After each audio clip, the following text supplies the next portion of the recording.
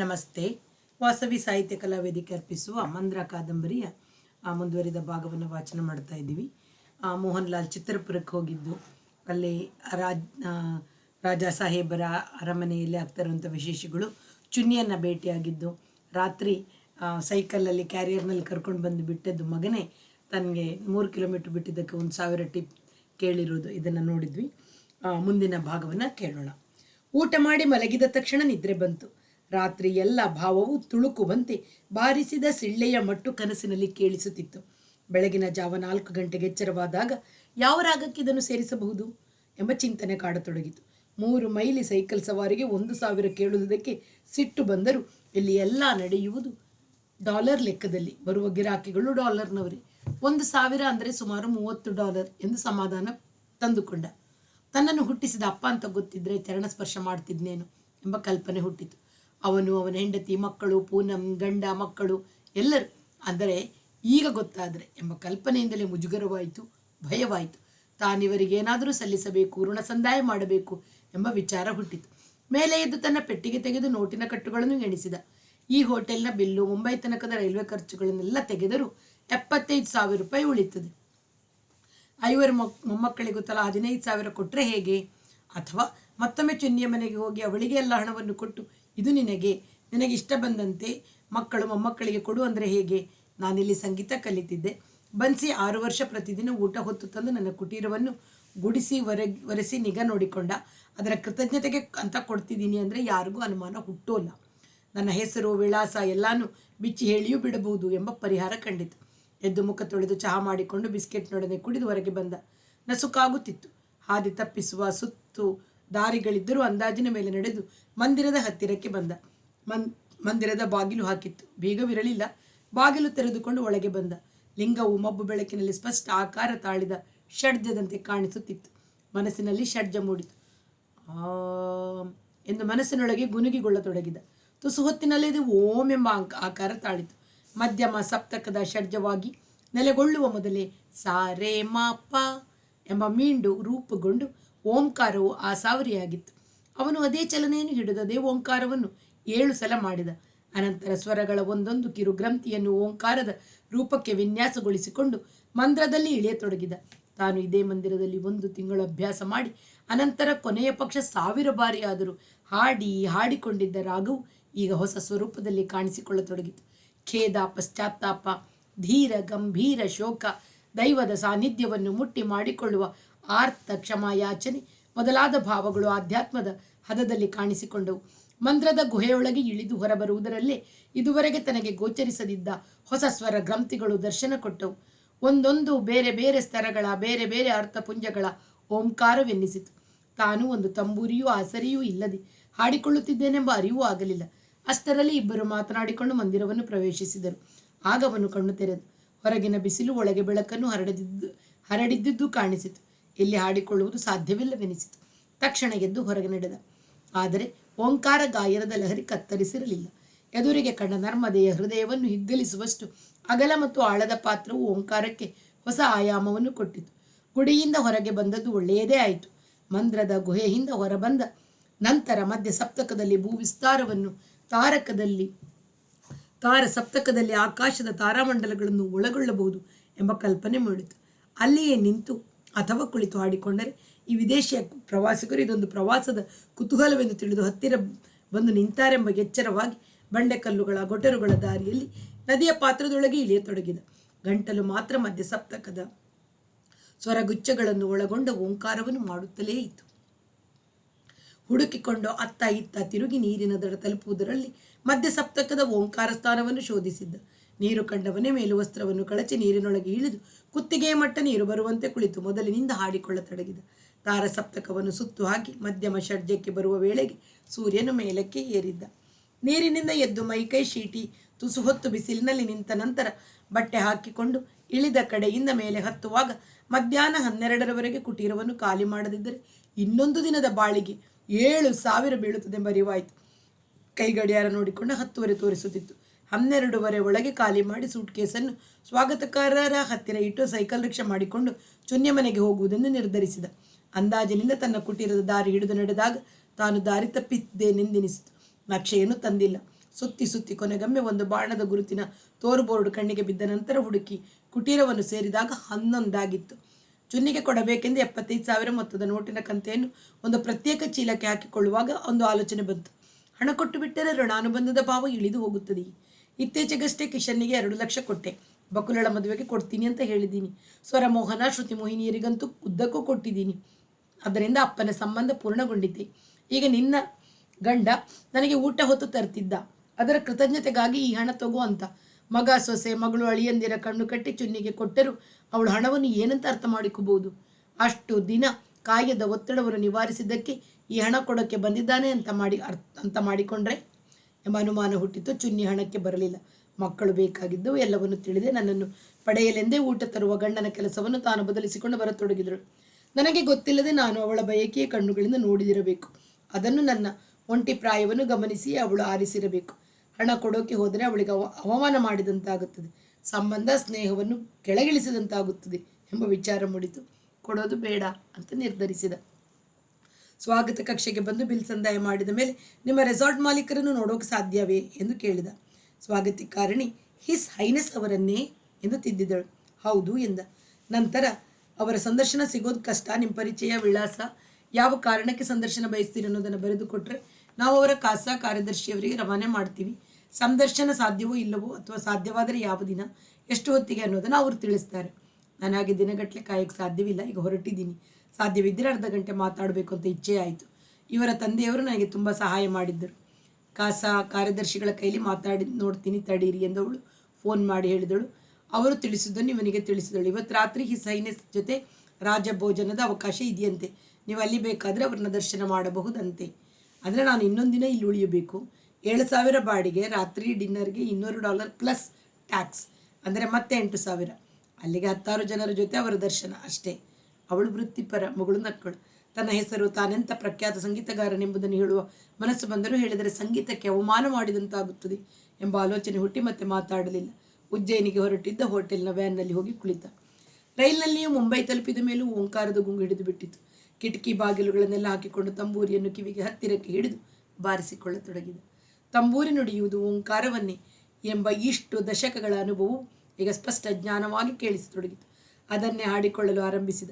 ನೆಲ ತಪ್ಪಿದ ಭಾವ, ದೈನ್ಯ ಮತ್ತು ನೆಲೆಗೆ ಸೇರಿಕೊಳ್ಳೆಂಬ ಅರ್ಥಭಾವ, ಅಪರಿಚಿತ ಸಂಬಂಧಹೀನ ಭಾವಗಳು, ಸಂಬಂಧಕ್ಕಾಗಿ ಹಾತೊರೆಯುವ ನಿಧಾನ ನಿಟ್ಟುಸಿರಿನ ನಡೆ, ಶ್ರುತಿಗಳನ್ನು ಮೆಟ್ಟಿಲು ಮೆಟ್ಟಿಲಾಗಿ ಹತ್ತುತ್ತಾ ಕೊನೆಗೆ ಸಮಾವೇಶವನ್ನು ಕಾಣುವ ಎಂಬ ಮೊಳಗು, ರಾಗಶಾಸ್ತ್ರ ಮತ್ತು ತಂತ್ರದ ಪ್ರಯೋಜನ ಪಡೆದು ಅದಕ್ಕೆ ಆಸಾವರಿಯ 3/4 ಗಂಟೆಯ ಆಲಾಪದ ಸ್ವರೂಪ ಕೊಟ್ಟ. ತಬಲ ಹಾರ್ಮೋನಿಯಂಗಳ ಸಾಥಿ ಇಲ್ಲ. ನಡುವೆ ಒಮ್ಮೊಮ್ಮೆ ಅದೇ ಓಂಕಾರಕ್ಕೆ ಶ್ರುತಿಗೊಂಡ ಸ್ವರಮಂಡಲ, ಜೋಡಿ ತಾನಪುರಗಳು ಮಾತ್ರ. ಗಾಯನವು ಧ್ಯಾನವಾಗಿ ಒಳಸರಿದ ಸ್ವರೂಪ ಸಾಧಿಸಿತು. ಅವನಿಗೆ ಹೊಸದನ್ನು ಸೃಷ್ಟಿಸಿದ ಸಂತೃಪ್ತಿ ಉಂಟಾಯಿತು. ತಾನು ರಂಜಕ ಕಲೆಯಿಂದ ಆಧ್ಯಾತ್ಮದ ಬೆಳಕಿಗೆ ಏರುತ್ತಿದ್ದೇನೆ ಎಂಬ ನಂಬಿಕೆ ಬರತೊಡಗಿತು. ಒಂದೊಂದು ರಾಗವನ್ನು ಹೀಗೆ ಅಧ್ಯಾತ್ಮದ ಅಭಿವ್ಯಕ್ತಿಯಾಗಿ ಆವಿಷ್ಕರಿಸಿಕೊಳ್ಳಬೇಕೆಂಬ ಗುರಿ ಕಾಣತೊಡಗಿತು. ಮುಂಬಯಿಯ ಜಂಜಡದ ವಾತಾವರಣದಲ್ಲಿ ಅದು ಸಾಧ್ಯವಾಗದಿದ್ದರೆ ಯಾವುದಾದರೂ ಪರ್ವತ ಶಿಖರಕ್ಕೆ ಹೋಗಬೇಕು. ವೃಂದಾವನದ ಹರಿದಾಸ ಮಂದಿರದಲ್ಲಿ ಕಂಡ ಸಾಧುವಿನಂಥವರನ್ನು ಸಂಧಿಸಿ ಹೊಸ ಭಾವ ಪಡೆಯಬೇಕು. ಹಿಮಾಲಯಕ್ಕೋ ಗಂಗಾ ತಟಕ್ಕೋ ಅಥವಾ ಹತ್ತಿರವೇ ಇರುವ ಗೋದಾವರಿಯ ಉಗಮಸ್ಥಾನವಾದ ಬ್ರಹ್ಮಗಿರಿಗೋ ಹೋಗಬೇಕು ಎಂಬಂಥ ಆಲೋಚನೆಗಳು ಹುಟ್ಟಿದವು. ದರ್ಬಾರಿ ಕನ್ನಡವನ್ನು ಅಕ್ಬರ್ ಬಾದಶಾಹನ ದರ್ಬಾರಿನ ಗಾಂಭೀರ್ಯವನ್ನು ವ್ಯಕ್ತಪಡಿಸುವಂತೆ ತಾನಸೇನನು ಆವಿಷ್ಕರಿಸಿದ. ಮಾಯೆಯು ಸೃಷ್ಟಿಸುವ ಮೂಲ ಶೋಕದ ಅಭಿವ್ಯಕ್ತಿಯಾಗಿ ಕೆಲವು ಸ್ವರಗಳನ್ನು, ಕೆಲವು ನಡೆಗಳನ್ನು ವಿನ್ಯಾಸಗೊಳಿಸಿ ನಾನು ಏಕೆ ಆವಿಷ್ಕರಿಸಿ ಮಾಯಾ ಕನ್ನಡ ಅಂತ ಪ್ರಚುರಗೊಳಿಸಬಾರದು ಅಥವಾ ಮೋಹನ ಮಾಯಾ ಕನ್ನಡ ಅನ್ನಬಾರದು ಎಂಬಂಥ ಆಕಾಂಕ್ಷೆಗಳು ಹುಟ್ಟಿದವು. ಮುಂಬಯಿಯ ಗಂಧರ್ವ ಮಹಾವಿದ್ಯಾಲಯದ ವಾರ್ಷಿಕ ಸಂಗೀತ ರಾತ್ರಿಯಲ್ಲಿ ಅವನು ಕೌಬಲ ಋಷಭ ಆಸಾವರಿಯ ಓಂಕಾರವನ್ನು ಮೊದಲ ಬಾರಿಗೆ ಹಾಡಿದ. ತಾನಸೇನ ಸಮಾಧಿಗೆ ನಮಸ್ಕರಿಸಿ ವೃಂದಾವನದ ಸ್ವಾಮಿ ಹರಿದಾಸ ಮಂದಿರದಲ್ಲಿ ತಾನು ಸಂಧಿಸಿದ ಯೋಗಿ ಸಾಧುವಿನ ಓಂಕಾರ ಸಾಧನೆಯಿಂದ ತನಗೆ ಈ ಸ್ವರೂಪವು ಹೊಳೆಯಿತೆಂದು ಸಭಿಕರಿಗೆ ವಿವರಿಸಿದ ನಂತರ ಹಾಡಲು ಪ್ರಾರಂಭಿಸಿದ. ಮೊದಲೇ ಸಂಗೀತಗಾರನ ಉದ್ದ ಕೂದಲು, ಆ ದಿನ ಹಣೆಗೆ ಅಗಲವಾಗಿ ಕುಂಕುಮವಿಟ್ಟಿದ್ದ ಕಾವಿ ಬಣ್ಣದ ಜುಪ್ಪ, ಕಣ್ಣು ಮುಚ್ಚಿ ಶ್ರುತಿಯೊಳಗೆ ಲೀನವಾಗುವ ಭಂಗಿ, ಸಭಿಕರು ಭಕ್ತಿ ಭಾವದಲ್ಲಿ ಮುಳುಗಿ ಹೋದರು. ಅದು ಇಡೀ ರಾತ್ರಿ 6 ಜನ ಕಲಾವಿದರ ಹಾಡಿದ ಗಾಯನಗಳಿಗೆಲ್ಲ ಕಲಶಪ್ರಾಯವಾಗಿತ್ತು. ಅವನು ಮುಕ್ತಾಯ ಮಾಡಿದಾಗ ಯಾರು ಚಪ್ಪಾಳೆ ತಟ್ಟಲಿಲ್ಲ, ಕಣ್ಣು ಬಿಡಲಿಲ್ಲ. ಶಬ್ದವು ಚಲನೆಯನ್ನು ಕಳೆದುಕೊಂಡು ನಿಶ್ಶಬ್ದವಾಗಿತ್ತು. ಅವನ ಹಿಂಬದಿಯಲ್ಲಿ ನುಡಿಯುತ್ತಿದ್ದ 2 ತಂಬೂರಿಗಳ ನುಡಿಗಳು ಕೂಡ ನಿಶ್ಶಬ್ದವನ್ನು ಗಾಢಗೊಳಿಸುತ್ತಿದ್ದವು, ನಿಗೂಢಗೊಳಿಸುತ್ತಿದ್ದವು. ಅದರ 2ನೇ ದಿನ ಮುಂಬಯಿಯ ವೃತ್ತಪತ್ರಿಕೆಗಳೆಲ್ಲ ಅದರದೇ ಸುದ್ದಿ. ಮೆಚ್ಚುಗೆ. ಪರಾಂಜಪೆ ಅವನೊಡನೆ ಫೋನಿನಲ್ಲಿ ಅರ್ಧ ತಾಸು ಮಾತನಾಡಿದ. ಮರುದಿನ ತನ್ನ ಪತ್ರಿಕೆಯ ಸಂಚಿಕೆಯಲ್ಲಿ ದೊಡ್ಡ ಶೀರ್ಷಿಕೆಯೊಡನೆ ಬರೆದ, ಭಾರತೀಯ ಸಂಗೀತದ ಹೊಸ ಎತ್ತರ.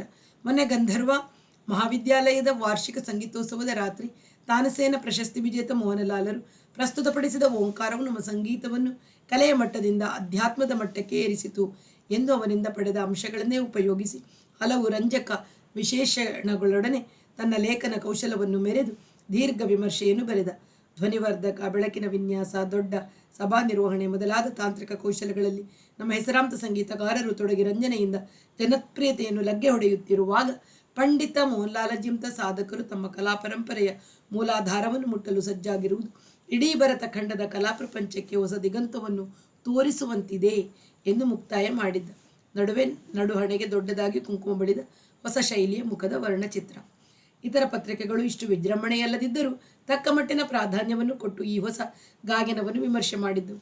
ರಾಗದುದ್ದಕ್ಕೂ ಎಲ್ಲ ಸ್ತರಗಳಲ್ಲೂ ಓಂಕಾರವೇ ವಿಜೃಂಭಿಸುವಂತೆ ಮಾಡಿದ ಕಾರಣ ಅವನ ಆಸಾವರಿಗೆ ಅಧ್ಯಾತ್ಮದ ಪ್ರಭಾವಳಿ ಬಂದು ಪತ್ರಿಕೆಗಳವರು ಮೆಚ್ಚಿದರು. ಜನರು ಭಕ್ತಿಭಾವ ವಶರಾದರು. ಅನಂತರ ಅವನು ಯಾವ ಕಚೇರಿಗೆ ಹೋದರೂ ಓಂಕಾರವನ್ನು ಹಾಡುವಂತೆ ಸಭೆಯ ಕಾರ್ಯಕರ್ತರು ಕೇಳುವುದು ಅಥವಾ ಸಭಿಕರ ಒತ್ತಾಯ ಮಾಡುವುದು ಪರಿಪಾಟಲು ಆಗಿಬಿಟ್ಟಿತ್ತು. ಅಧ್ಯಾಯ 15. ಗಂಡಸರಿಂದ ತನಗೆ ಇಡೀ ಜೀವನದಲ್ಲಿ ಮೋಸವಾಗಿದೆ ಎಂಬ ಕಹಿ ಮನೋಹರಿಯನ್ನು ತುಂಬಿಕೊಂಡಿತು. ಗುರೂಜಿಗೆ ಅಲ್ಪ ಸ್ವಲ್ಪ ಕಸುಬಿದ್ದ 3-4 ವರ್ಷಗಳಲ್ಲಿ ತನಗೆ ಅದರ ಜಾಗೃತಿಯೇ ಆಗದಿದ್ದರೂ ಅವರು ಹೇಳಿದಂತೆ ಅವರಿಗೆ ಸುಖವಾಗುವ ಸೇವೆ ಮಾಡಿದೆ. ಅನಂತರ ಮಿತ್ತಲ ಸಾಹೇಬರಿಗೂ ವಯಸ್ಕ ಗತಿಯ ಲಯ ಹಿಡಿದೇ ನರ್ತಿಸಿದೆ. ನರ್ತನದ ಲಯ ಅಷ್ಟೇ ಗತಿಯದು ಎಂಬ ಅರಿವಿನಿಂದ ತೃಪ್ತಿ ತಂದುಕೊಂಡಿದ್ದೆ. ಮೋಹನನ ಸ್ನೇಹವಾಗುವ ತನಕ ಸಮಗತಿಯ ಲಯದ ಅರಿವಾಗುವ ಸಂದರ್ಭವೇ ಇರಲಿಲ್ಲ. ಅತ್ಯುನ್ನತ ಅವಧಿಯ ವರ್ಷಗಳು ಅವು. ಸಮಗತಿಯಲ್ಲಿ ಸಖನಾಗಿದ್ದವನು ಈಗ ನನ್ನನ್ನು ಮುದುಕಿ ಎಂದು ಎದುರಿಗೆ ಹೇಳಿ 29ರ ಕಿರಿ ವಯಸ್ಸಿನವಳ ಧ್ಯಾನ ಮಾಡುತ್ತಿದ್ದಾನೆ. ಆಗಲೇ ಕುತ್ತಿಗೆ ಹಿಸುಕಿ ಸಾಯಿಸಬೇಕೆನಿಸಿತ್ತು. ದೇಹಶಕ್ತಿಯಲ್ಲಿ ಯಾವತ್ತೂ ತನ್ನ ಸಮನಲ್ಲದ ಗಾಯಕ ಸೂಳೆ ಮಗನನ್ನು ಜೊತೆಗೆ ಕುಡಿದು ಬಿಗಿ ಕಳೆದುಕೊಂಡದ್ದರಿಂದ ಕೈಲಾಗದೆ ತನ್ನ ಮರ್ಯಾದೆ ಉಳಿಸಿಕೊಳ್ಳಲು ನನ್ನನ್ನು ಮುದುಕಿ ಎಂದು ಜರೆದನು ಎಂಬ ಅನುಮಾನ ಹುಟ್ಟಿತು. ಮನಸ್ಸಿಗೆ ಎಷ್ಟೋ ಹಿತವಾಯಿತು. ಅವನನ್ನು ಕ್ಷಮಿಸುವ ಔದಾರ್ಯ ಹುಟ್ಟಿತು. ನಾನೇ ದುಡುಕಿದೆ. ಜೊತೆಯಲ್ಲಿ ಪ್ರಯಾಣ ಮಾಡಿ ದಿಲ್ಲಿಯಲ್ಲಿ ಇಳಿಸಿಕೊಂಡಿದ್ದರೆ ಅಮಲೆಲ್ಲ ಪೂರ್ತಿ ಇಳಿದು ಶರೀರದ ಬಿಗಿ ಕೂಡುತ್ತಿದ್ದನೇ ಏನೋ. ಪ್ಯಾರಿಸ್ಸಿನ ತುಂಬು ಸಭಿಕರು ನನ್ನ ನರ್ತನದ ಸೊಬಗನ್ನು, ಭೂಪಾಲಿಯ ಏರು ಲಾಸ್ಯವನ್ನು ಮೆಚ್ಚಿ ಅಭಿನಂದಿಸಿದರಲ್ಲ. ಬೆಳಗಿನ ಶಾಂತಿ, ಕ್ರಮೇಣ ಏರುವ ದಿನದ ಚಟುವಟಿಕೆ, ಹೊಸ ದಿನವನ್ನು ಆರಂಭಿಸುವ ಉತ್ಸಾಹ, ಹೊರಟಿಲ್ಲದ ಕೋಮಲ ಶಕ್ತಿಯ ಪ್ರಾದುರ್ಭಾವಗಳನ್ನು ಎಷ್ಟು ಕ್ರಮವಾಗಿ ಅಭಿನಯಿಸಿಬಿಟ್ಟಳು ಅಂತ ವಿಮರ್ಶಕ ಡೇನಿಯಲ್ ಹೇಳಿದಾಗ ಬೇರೆ ದೇಶಗಳ ಕಲಾವಿದರೆಲ್ಲ ಸಮ್ಮತಿ ಸೂಚಕವಾಗಿ ಎಷ್ಟು ಹಿತಲಯದ ಕರತಾಡನ ಮಾಡಿದ್ದರು. ದೃಷ್ಟಿ ಪರಿವರ್ತನೆಯಿಂದ ಹೊಸ ಜಗತ್ತು, ಹೊಸ ಜೀವನಗಳನ್ನೇ ತೋರಿಸುವ ನಿನ್ನ 2 ಕಣ್ಣುಗಳನ್ನು ನನಗೆ ಕೊಟ್ಟು ಬಿಡು. ನನ್ನ ಇಡೀ ಜೀವನವನ್ನು ಬದಲಿಸಿಕೊಳ್ಳುತ್ತೀನಿ ಅಂದಳು ಆನಾ ಬಾಟ್ಸ್ಕಿ. ಅದರಿಂದ ಹೊಟ್ಟೆ ಕಿಚ್ಚು ಬಂದು ನನ್ನನ್ನು ಹಾಗೆ ಜರಿದನೆ. ಆದರೆ ಅವನಿಗೂ ಅಷ್ಟೇ ಅದಕ್ಕಿಂತ ಹೆಚ್ಚು ಮೆಚ್ಚುಗೆ ಸಿಕ್ಕಿತಲ್ಲ. ಏಕಕಂಠದಲ್ಲಿ ಹೀಗೆ ಭಾವ ಸಮುದ್ರವನ್ನೇ ಸೃಷ್ಟಿಸಬಹುದೆಂಬ ಕಲ್ಪನೆಯೂ ನಮಗಿರಲಿಲ್ಲ ಅನ್ನುವುದು ಕಡಿಮೆ ಮನ್ನಣೆ. ಅವನಿಗೆ ಈ ಅವಕಾಶ ಕಲ್ಪಿಸಿಕೊಟ್ಟೋಳು ನಾನು. ನೀನು ಸಂಜೆ ಮನೆಯ ಮುಂದೆ ಸಾಲು ದೀಪ ಹಚ್ಚುವ ಮುಗುದೆಯಾಗಿ ಬಿಟ್ಟಿದ್ದೆ ಅಂದನಲ್ಲ ಅವನೇ. ಯಾವ ಕೋನದಿಂದ ಆಲೋಚಿಸಿದರೂ ಅವನು ತಿರಸ್ಕರಿಸುವುದನ್ನು ಕ್ಷಮಿಸುವುದಿರಲಿ, ಮರೆತು ಮುಂದೆ ಹೋಗುವುದು ಅವಳಿಗೆ ಸಾಧ್ಯವಾಗಲಿಲ್ಲ. ತಾನು ಏನು ಮಾತನಾಡಿದನೆಂಬುದು ಅವನ ನೆನಪಿನಲ್ಲಿ ಇರಲಿಕ್ಕಿಲ್ಲ, ನಿಜ. ಆದರೆ 2 ವಾರಕ್ಕೂ ಮಿಕ್ಕಿ ಒಂದೇ ಸವನೆ ನಾನು ಅವನನ್ನು ಓಲೈಸಿದ ವರ್ತನೆ, ಆಡುತ್ತಿದ್ದ ಮಾತುಗಳ ಧ್ವನಿಯು ತಿಳಿಯದ ದಡ್ಡನಲ್ಲ, ಪಳಗಿದ ರಸಿಕ. ಏನೂ ಅರ್ಥವಾಗದವನಂತೆ ಇದ್ದು ಬಿಟ್ಟ. ಈ ಮುದುಕಿಯ ಹತ್ತಿರ ಯಾಕೆ ಜಗಳ ಅನ್ನುವ ಚಾಣಾಕ್ಷತೆಯೇ, ಅಥವಾ ನನ್ನ ಮೇಲೆ ಕ್ರೌರ್ಯವನ್ನು ಮಸಗಲು ಫ್ರೆಂಚ್ ಮಧ್ಯದ ಅಮಲಿನ ಅಭಿನಯ ಮಾಡಿದನೆ. ಅವನ ಗಾಯನದಿಂದ ನರ್ತನದ ಹೊಸ ರಚನೆಗಳಿಗೆ ಸ್ಫೂರ್ತಿ ಪಡೆಯುವ ಕನಸು ನಾಶವಾಯಿತು. ತನ್ನನ್ನು ಹೀಗೆ ಅಪಮಾನಿಸಿ ಸ್ನೇಹದ ನೆಲೆಯನ್ನು ನಾಶ ಮಾಡಿದವನ ಗಾಯನವನ್ನು ಮೆಚ್ಚುವುದು ಹೇಗೆ ಸಾಧ್ಯ?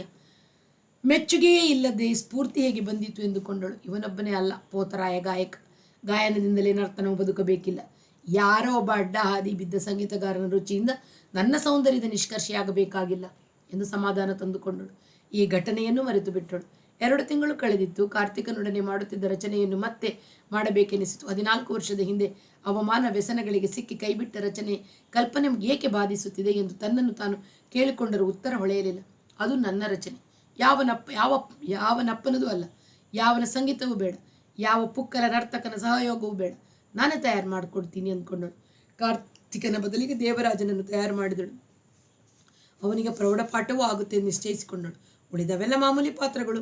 ನಮ್ಮ ಹುಡುಗಿಯರೇ ಆಗ್ತಾರೆ. ನಾನೇ ರಾಧೆ, ದೇವರಾಜ ಕೃಷ್ಣ ಯೋಜನೆ ಹುಟ್ಟಿದ ತಕ್ಷಣ ಖುಷಿಯಾಯಿತು. ದೇವರಾಜ, ನಿನ್ನ ಮಟ್ಟಕ್ಕೆ ಮೀರಿದ ಒಂದು ಪಾತ್ರ ಕೊಡ್ತೀನಿ. ದಿನ 4 ತಾಸು ವಿಶೇಷ ತಾಲೀಮ್. ಅದೇ ನಿನಗೆ ಪ್ರವೀಣ ಪರೀಕ್ಷೆ ಪಾಠವೂ ಆಗ್ತೆ. ಒಪ್ಕೋತೀಯಾ? ಆಗಲಿ ದೀದಿ. ಅವನ ಮುಖ ಖುಷಿಯಿಂದ ಅರಳಿತು. ರಚನೆಯನ್ನು ಭಾರತದ ಎಲ್ಲ ಕಡೆಗೂ ಇದು ಪ್ರೋಗ್ರಾಮ್ ಮಾಡಿದರೆ ನಿನಗೆ ರಜಾ ಸಿಗುತ್ತಾ? ನೌಕರಿಯಲ್ಲಿ ಇರೋರಿಗೆ ಇದೊಂದು ಗೋಳು. ಬೇರೆ ಯಾವುದಕ್ಕೂ ನಾನು ರಜಾ ಖರ್ಚು ಮಾಡಲ್ಲ ದೀದಿ. ರಜೆ ಸಾಲದಿದ್ದರೆ ಕಾಯಿಲೆ ರಜಾ ಹಾಕ್ತೀನಿ, ಸ್ಪೆಷಲ್ ರಜಾ ಹಾಕ್ತೀನಿ. ನನ್ನ ಬಾಸ್ಗೆ ಕಲೆ ಅಂದರೆ ಇಷ್ಟ, ತೊಂದರೆ ಮಾಡಲ್ಲ. ದೇವರಾಜ ಬನರಾಸಿನಲ್ಲಿ BA ಓದಿದವನು ಓದುವಾಗಲೇ ನರ್ತನ ಅಭ್ಯಾಸ ಮಾಡುತ್ತಿದ್ದ. 2.5 ವರ್ಷದ ಹಿಂದೆ ರೈಲ್ವೆಯಲ್ಲಿ ಕಿರಿಯ ಅಧಿಕಾರಿ ಹುದ್ದೆ ಸಿಕ್ಕಿ ದಿಲ್ಲಿಗೆ ಬಂದ. 1 ತಿಂಗಳಿನ ನಂತರ ಅಭ್ಯಾಸ ಮುಂದುವರಿಸಲು ಅವಳ ಶಾಲೆಗೆ ಸೇರಿದ. 24 ವರ್ಷ. ಕಲಿಯುವ ಶ್ರದ್ಧೆ ಇದೆಯಾದರೂ ತನ್ನ ಬಾಡಿಗೆ ಕೋಣೆಯಲ್ಲಿ ಅಭ್ಯಾಸ ಮಾಡಿಕೊಳ್ಳುವ ಅನುಕೂಲವಿಲ್ಲದೆ ಹೆಚ್ಚು ಪ್ರಗತಿಯಾಗುತ್ತಿಲ್ಲ. ಜೊತೆಗೆ ತುಸು ಸಂಕೋಚ ಪ್ರವೃತ್ತಿ. ಸಂಜೆ ಅವನಿಗೆ ವಿಶೇಷ ತರಬೇತಿ ಆರಂಭಿಸಿದಳು. 8:30, 9:00ವರೆಗೆ ಅವನೊಬ್ಬನಿಗೆ ಪಾಠ ಮಾಡುತ್ತಿದ್ದಳು. 2 ವಾರವಾದ ಮೇಲೆ ಕೇಳಿದಳು, ಇಷ್ಟು ಹೊತ್ತು ಕುಣಿಯೋಕ್ಕೆ ಬೇಜಾರಾಗುತ್ತಾ? ದೀದಿ, ನನಗಿಷ್ಟು ಸಾಂದ್ರವಾಗಿ ಇದುವರೆಗೆ ಯಾರೂ ಪಾಠ ಹೇಳಿರಲಿಲ್ಲ. ಈ 2 ವಾರದಲ್ಲಿ ನನಗೆ ನರ್ತನದ ಮರ್ಮ ಕಾಣ್ತಿದೆ.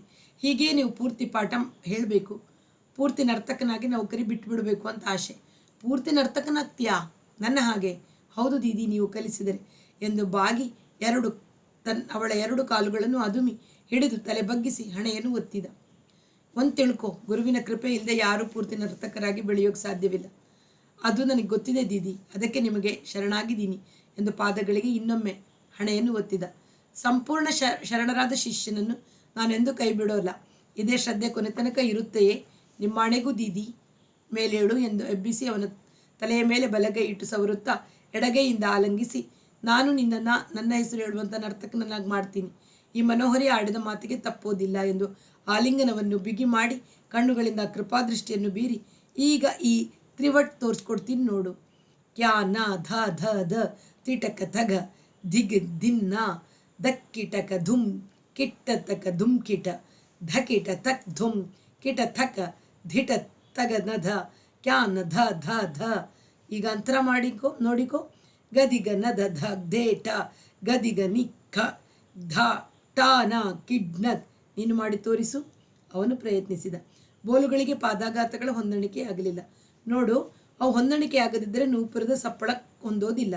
ತಾಲ ಬೇತಾಲವಾಗುತ್ತದೆ. ಬೇತಾಲ ಅಂದರೆ ಏನು ಹೇಳು? ಭಟ್ಟ ವಿಕ್ರಮಾರ್ಕನ ಕಥೆಯಲ್ಲಿ ಬರುತ್ತಲ್ಲ ಅದು. ತಾಲ ತಪ್ಪಿದರೆ ಬೇತಾಲ ಬಂದು ಹಿಡ್ಕೊಂಡು ಬಿಡುತ್ತೆ. ಮತ್ತೆ 1 ವಾರ ಕಳೆಯಿತು. ರಾತ್ರಿ 10 ಗಂಟೆಯವರೆಗೂ ಅಭ್ಯಾಸ ನಡೆಯುತ್ತಿತ್ತು. ಇಷ್ಟು ಹೊತ್ತಿಗೆ ರೂಮಿಗೆ ಒಬ್ಬನೇ ಹೋಗ್ತೀಯಾ? ಊಟಕ್ಕೇನು ಮಾಡ್ತಿ? ಪಟೇಲ್ ನಗರದಲ್ಲಲ್ವೇ ನಿನ್ನ ರೂಮು? ಹೌದೀದಿ. ನಾಳೆ ನಿನ್ನ ರೂಮ್ ಖಾಲಿ ಮಾಡಿ ಮೇಲೆ ಇರೋ ಒಂದು ರೂಮಿಗೆ ಬಂದು ಬಿಡು. ರಾತ್ರಿ ಅಪಾಯದ ಹೊತ್ತಿನಲ್ಲಿ ಬುದ್ಧ ಜಯಂತಿ ಪಾರ್ಕ್ ಹತ್ತಿರ ಒಬ್ಬನೇ ಹೋಗೋ ಭಯವಿರೋಲ್ಲ. ಬೆಳಿಗ್ಗೆಯೂ ಎದ್ದು 1 ತಾಸು ಅಭ್ಯಾಸ ಮಾಡ್ಕೋಬೋದು.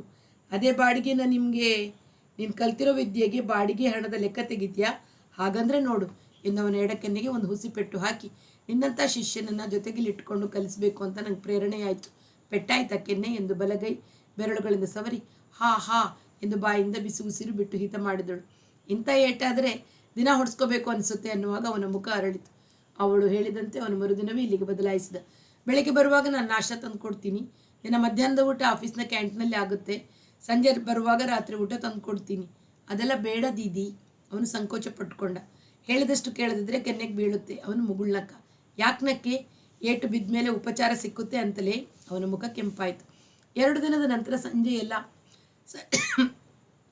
ಸಂಜೆ ಶಾಲೆಯೆಲ್ಲ ಖಾಲಿಯಾದ ಮೇಲೆ ಪಾಠ ಆರಂಭಿಸುವ ಮುನ್ನ ಹೇಳಿದಳು, ಇಷ್ಟು ದಿನ ಬರೀ ಪಾದಕ್ರಿಯೆ ಆಯಿತು. ಜೊತೆಯಲ್ಲಿ ಅಭಿನಯವೂ ಅಭ್ಯಾಸವೂ ಆಗಬೇಕು. ಇಲ್ಲಿ ಬಾ. ನನ್ನೆರಡು ಕೈಗಳನ್ನು ಹಿಡಿ ನನ್ನ ಕಣ್ಣುಗಳಲ್ಲಿ ಕಣ್ಣಿಟ್ಟು ನೋಡು. ಅವನಂತೆಯೇ ಮಾಡಿದ. ನೋಡು, ನೀನು ಕಣ್ಣಿನಲ್ಲಿ ಕಣ್ಣುಗಳನ್ನು ಕೂಡಿಸ್ತಿಲ್ಲ. ದೃಷ್ಟಿಯೇ ಅಭಿನಯದ ಜೀವ. ಜೀವಗಳು ಬೆರೆತಂತೆ ದೃಷ್ಟಿಯೊಳಗೆ ಬೆರೆತು ಒಂದಾಗಬೇಕು. ಬಾ, ಹತ್ತಿರ ಬಾ. ನನ್ನ ಮುಖವನ್ನು ಕೈಗಳಿಂದ ಹಿಡ್ಕೋ ಹೀಗೆ ಎಂದು ಅವನ ಮುಖವನ್ನು ಹಿಡಿದು ದೃಷ್ಟಿಯಲ್ಲಿ ಹೋಗಿಸಿದಳು. ಆದರೆ ಅದನ್ನು ಸ್ವೀಕರಿಸಲಾರದೆ ಅವನ ಕಣ್ಣುಗಳು ನುಣುಚಿಕೊಳ್ಳುತ್ತಿದ್ದವು. ನೋಡು, ನೀನು ಕೃಷ್ಣ, ನಾನು ರಾಧೆ. ಹಾಗಂತ ಭಾವಿಸಿಕೋ, ಸಂಪೂರ್ಣವಾಗಿ ಭಾವಿಸಿಕೋ. ಇಲ್ಲದಿದ್ದರೆ ಅಭಿನಯ ಸಾಧ್ಯವಿಲ್ಲ. ನಾನು ಮನೋಹರಿಯಲ್ಲ, ನಿನ್ನ ಶಿಷ್ಯನಲ್ಲ. ಇನ್ನೊಂದು ತಿಳ್ಕೊ, ಕೃಷ್ಣನಿಗೆ 16 ವರ್ಷ, ರಾಧೆ ದೊಡ್ಡೋಳು, ಪ್ರೌಢಳಾಗಿದ್ದರಿಂದಲೇ ಅವಳಲ್ಲಿ ಮಾಗಿದ ಪ್ರೇಮವಿದೆ. ಕೃಷ್ಣನನ್ನು ಮುಳುಗೇಳಿಸುವ ಪ್ರಣಯದ ಆಳವಿದೆ. ಆದ್ದರಿಂದಲೇ ರಾಧಾಕೃಷ್ಣರ ಪ್ರೇಮ ಕವಿ ಕಲಾವಿದರನ್ನು ಪ್ರೇರೇಪಿಸುವಷ್ಟು ಲೋಕೋತ್ತರವಾಗಿದೆ. ನೀನು ಕೃಷ್ಣ, ನನ್ನ ಕೃಷ್ಣ, ನಾನು ನಿನ್ನ ರಾಧೆ. ಹಾಗಂತ ಭಾವಿಸು. ಎಲ್ಲಿ ನನ್ನ ದೃಷ್ಟಿಯಲ್ಲಿ ದೃಷ್ಟಿ ಇಡು. ಅವನ ಕಣ್ಣುಗಳಲ್ಲಿ ಗೊಂದಲ ಕಾಣಿಸುತ್ತಿತ್ತು. ಅವಳ ದೃಷ್ಟಿಯ ಭಾವವನ್ನು ಎದುರಿಸಲಾರದೆ ಕಣ್ಣುಗಳು ತಪ್ಪಿಸಿಕೊಳ್ಳುತ್ತಿದ್ದು. ಪಾದಕ್ರಿಯೆಯಲ್ಲಿ ಅಷ್ಟು ಸುಲಭವಾಗಿ ಗ್ರಹಿಸ್ತೀಯಾ? ಅಭಿನಯದಲ್ಲಿ ಯಾಕೆ ಗೊಂದಲ ನಿನಗೆ? ಏನಾಗುತ್ತೆ ಹೇಳು? ದೀದಿ. ಏನೂ ಇಲ್ಲ, ಕಲಿತಿದ್ದೀನಿ ದೀದಿ. ದೀದಿ ಅಂದರೆ ಎಂದು ಪಟ್ಟೆಂದು ಅವನ ಕೆನ್ನೆಗೆ ಹೊಡೆದಳು. ನಂತರ ಆ ಜಾಗಕ್ಕೆ ತುಟಿ ಈರಿ ಬೆಚ್ಚನಿಗೆ ಮುತ್ತಿಟ್ಟು, ರಾಧೆಯನ್ನು ಗುರು ಶಿಷ್ಯ ಅನ್ನೋದು ಮರೆ ಅಂತ ಹೇಳಲಿಲ್ವೇ? ನಾನಿನ್ನ ರಾಧೆ, ನೀನು ನನ್ನ ಕೃಷ್ಣ. ಆ ಭಾವಕ್ಕೆ ಸಂಪೂರ್ಣವಾಗಿ ಬಾ. ಕೃಷ್ಣನಾಗು. ಇಲ್ಲಿ ನೋಡು, ರಾಧೆ ಪ್ರೌಢೆಯಾದರೂ ಕೃಷ್ಣನು ಆಕ್ರಮಿಸಬೇಕು, ಯಜಮಾನನಾಗಬೇಕು. ಎಲ್ಲವನ್ನೂ ರಾಧೆ ಹೇಳಿಕೊಡೋದಕ್ಕೆ ಸಾಧ್ಯವೇ? ಈಗ ನೋಡು, ಕಣ್ಣಲ್ಲಿ ಕಣ್ಣಿಡು. ಗೋಪೀಪೀನ ಪಯೋಧರ ಮರ್ದನ ಚಂಚಲ ಕರಯುಗಶಾಲಿ. ಗೊತ್ತಿದೆಯೇ ಅರ್ಥ? ಗೊತ್ತಿದೆ, ಗೊತ್ತಿದೆ ರಾಧೆಯನ್ನು, ಗೊತ್ತಿದೆ ರಾಧೆ. ಹಾಗಾದರೆ ಪದ್ಯದಲ್ಲಿರುವಂತೆ ಮಾಡು. ಕರಯುಗ, ಎರಡು ಕೈಗಳನ್ನು ಇತ್ತತಾ ಹೀಗೆ. ಅವನು ಅನುಸರಿಸಿದ. ಸಂಪೂರ್ಣ ಕೃಷ್ಣನಾದ. ಅವಳ ಕಿವಿಯಲ್ಲಿ ತುಟಿ ಇಟ್ಟು ರಾಧೆ ಎಂದು ಉಸಿರಿದ. ಸಾಮಾನ್ಯ ತರಗತಿ ಮುಗಿದು ಸಂಜೆ 7:15ಗೆ ಶಾಲೆಯ ಮುಂದಿನ ಬಾಗಿಲು ಹಾಕಿದ ನಂತರ ಇಬ್ಬರು ಅವನ ಕೋಣೆಯ ಹಾಸಿಗೆಯನ್ನು ಸೇರಿದರೆ 10 ಗಂಟೆಯಾದರೂ ಅವಳಿಗೆ ಎದ್ದು ಮನೆಗೆ ಹೋಗುವ ಮನಸ್ಸಾಗುತ್ತಿರಲಿಲ್ಲ. ಹೋಗಲು ಅವನು ಬಿಡುತ್ತಿರಲಿಲ್ಲ. 4ನೇ ದಿನ ಅವನು ಹೇಳಿದಳು, ನೀನಿಲ್ಲಿ ಒಂಟಿಯಾಗಿ, ನಾನಲ್ಲಿ ಒಂಟಿಯಾಗಿ ಯಾಕೆ ಮಲಗಬೇಕು? ನನ್ನ ಜೊತೆ ಬಂದುಬಿಡು. ಗುರೂಜಿ ಇಷ್ಟೊತ್ತರಲ್ಲಿ ಮಲಗಿರ್ತಾರೆ. ಎಚ್ಚರವಾಗಿದ್ದರೂ ನೀನು ಬಂದು ಮೆಟ್ಟಿಲು ಹತ್ತೋದು ಕಾಣೋಲ್ಲ, ಕೇಳೋದು ಇಲ್ಲ. ಅಕಸ್ಮಾತ್ ಸೋಫಾದ ಮೇಲೆ ಕೂತಿದ್ದರೆ ನಾನು ಒಳಗೆ ಹೋಗಿ ಅವರನ್ನ ರೂಮಿನಲ್ಲಿ ಮಲಗಿಸಿದ ಮೇಲೆ ಕರಿತೀನಿ. ಒಳಗೆ ನೀನು ಸೀದಾ ಮೇಲೆ ನಡಿ. ಜೊತೆಯಲ್ಲಿ ಮಲಗುವ ಹಿತ ಶಾಂತಿಯನ್ನೇಕೆ ಕಳ್ಕೋಬೇಕು? ಅವನು ಅಂಜಿದ. ನಾನು ಹೇಳ್ತಿರುವಾಗ ನಿನಗೇಕೆ ಅಂಜಿಕೆ ಅನುಮಾನ ಎದ್ದೆಬ್ಬಿಸಿಕೊಂಡು ನಡೆದಳು. ಗುರೂಜಿ ಎಂದು ಮಹಡಿ ಮೆಟ್ಟಲು ಹತ್ತಿಲ್ಲ. ಈಗಂತೂ 98 ವರ್ಷ, ಹತ್ತಲು ಸಾಧ್ಯವೇ ಇಲ್ಲ. ತಗ್ಗಿದ ಧ್ವನಿಯಲ್ಲಿ ಮಾತಾಡಿದರೆ ಕೇಳುವುದೂ ಇಲ್ಲ. ಆದರೂ ಅವರು ಮನೆಯಲ್ಲಿ ಇದ್ದಾರೆ. ಇಲ್ಲದಿದ್ದರೆ ದೇವರಾಜನನ್ನು ಹೀಗೆ ಕದ್ದು ಮುಚ್ಚಿ ಕರೆತಂದು ಬೆಳಿಗ್ಗೆ ಕದ್ದು ಮುಚ್ಚಿ ಕಳಿಸುವ ಅಗತ್ಯವಿರಲಿಲ್ಲ. ಪ್ರೀತಿಸುವವರು ಜೊತೆಯಲ್ಲಿ ಮಲಗಿದ್ದರೆ ಎಂಥ ಶಾಂತಿ, ಎಂಥ ಹಿತವಾದ ನಿದ್ರೆ ಬರುತ್ತೆ. ನಡುವೆ ತಿಳು ಎಚ್ಚರವಾದಾಗ ತನ್ನ ಪ್ರಿಯ ತೋಳು ಬಳಸಿರುವ ಅರಿವಾದರೆ ಮತ್ತೆ ಸುಲಭವಾಗಿ ನಿದ್ರೆ ಮುಳುಗಿಕೊಳ್ಳುತ್ತೆ. ಅವನು ಬೆನ್ನು ಮಾಡಿ ಮಲಗಿದ್ದರೆ ತನ್ನ ತೋಳನ್ನು ಬಳಸಿದರೂ ಸಾಕು. ಅಷ್ಟೇ ನೆಮ್ಮದಿ, ಕ್ಷೇಮಭಾವ, ಮುಂದುವರಿಯುವ ನಿದ್ರೆ ನನ್ನ ಜೀವನದಲ್ಲಿ ಈಗ ಲಭಿಸಿದೆ. ಇವನಿಗೆ ಇಷ್ಟು ಗಾಢವಾಗಿ ಪ್ರೀತಿಸುವ ಶಕ್ತಿ ಇದೆ ಎಂಬ ಕಲ್ಪನೆಯೇ ನನಗಿರಲಿಲ್ಲ. ದೇವರಾಜ, ನಿನ್ನನ್ನು ರಾಜ ಅಂತೀನಿ. ನೀನು ದೇವರಿಗಲ್ಲ ರಾಜನಾಗಿರುವುದು, ನನಗೆ. ಎಲ್ಲರೆದುರಿಗೂ ಹಾಗೆಯೇ ಕೂಗ್ತೀನಿ. ಯಾಕೆ ಹೆದರಬೇಕು ನಾನು? ನಿದ್ದೆ ಬಂತಾ? ಪಿಸುಮಾತಿನಲ್ಲಿ ಕೇಳ್ತಾಳೆ. ಇಲ್ಲ. ಏನು ಯೋಚನೆ ಮಾಡ್ತಿದ್ದಿ? ನೀನು ಗುರುವಾಗಿ ಸಿಕ್ಕಿದ್ದು ನನ್ನ ಪುಣ್ಯ. ಪ್ರೇಮದ ಅನುಭವವೇ ಇಲ್ಲದಿದ್ದ ನಾನು ಕೃಷ್ಣನ ಪಾತ್ರವನ್ನು ಹೇಗೆ ಅನುಭವಿಸೋಕ್ಕೆ ಸಾಧ್ಯ? ಈಗ ನೀನು ಪದೇ ಪದೇ ಹೇಳುವ, ಮಾಡಿ ತೋರಿಸುವ, ತಿದ್ದುವ ಅಗತ್ಯವಿಲ್ಲ ಅನಿಸುತ್ತೆ. ನನ್ನ ರಾಜ, ಅಪ್ಪಿ ಮುದ್ದಿಸಿ ಕೇಳಿದಳು. ಇದು ಬರೀ ನೃತ್ಯಾಭ್ಯಾಸದ ಅಂಗ ಅಂತ್ಯ? ಹಾಗಿಲ್ಲಂದೆ ನಾನು. ಪ್ರೇಮ ಯಾವತ್ತೂ ಅಮರವಾದದ್ದು, ಚಿರಂತನವಾದದ್ದು, ಎಂದೆಂದಿಗೂ ಕಡಿಮೆ ಆಗೋಲ್ಲ ಅಂತ ನನ್ನ ಕೈ ಹಿಡಿದು ಹೇಳು. ನಸುಗತ್ತಲಿನಲ್ಲಿ ಅವಳ ಕೈ ಹಿಡಿದು ಹಿಸುಕಿ ಅವನು ಭಾಷೆ ಕೊಟ್ಟ. ಜನ್ಮ ಜನ್ಮಕ್ಕೂ ಕಡಿಮೆಯಾಗುವ ಪ್ರೇಮವಲ್ಲವದ್ದು ಇದು. ನನ್ನ ರತಿ, ನನ್ನಾಣೆ, ನನ್ನ ಜೀವದಾಣೆ, ನನ್ನ ಪ್ರೇಮದಾಣೆ. ಅವಳ ಕಣ್ಣಿನಲ್ಲಿ ನೀರು ತುಂಬಿಕೊಂಡಿತು. ಉಸಿರು ಬಿಸಿಯಾಯಿತು. ಅವನ ಮುಖದ ಮೇಲೆ ಹನಿಕಿಸಿದ ಬಿಸಿ ಬಿಂದುವಿನಿಂದ ಅವನು ಇನ್ನಷ್ಟು ಕರಗಿದ. ರತಿ, ನಾವು ಮದುವೆಯಾಗಿ ಬಿಡೋಣವೇ ಎಂದ. ಆಗ್ತೀಯಾ? ಇಲ್ಲದಿದ್ದರೆ ಕೇಳ್ತಿದ್ನೆ. ನಿನ್ನ ಊರಿನಲ್ಲಿ ನಿನಗಿಂತ ತುಸು ದೊಡ್ಡೋಳನ್ನು ಆಗ್ತೀನಿ ಅಂದರೆ ಹುಯಿಲೆಬ್ಬಿಸೋಲ್ವೆ? ನಿನ್ನನ್ನು ನೋಡಿದರೆ ದೊಡ್ಡೋಳು ಅಂತ ಯಾರು ಅನ್ಬೇಕು? ಇದ್ರೂ 2-3 ವರ್ಷಕ್ಕೆ ಅನ್ನೋ ಹಾಗಿದ್ದೀಯಾ?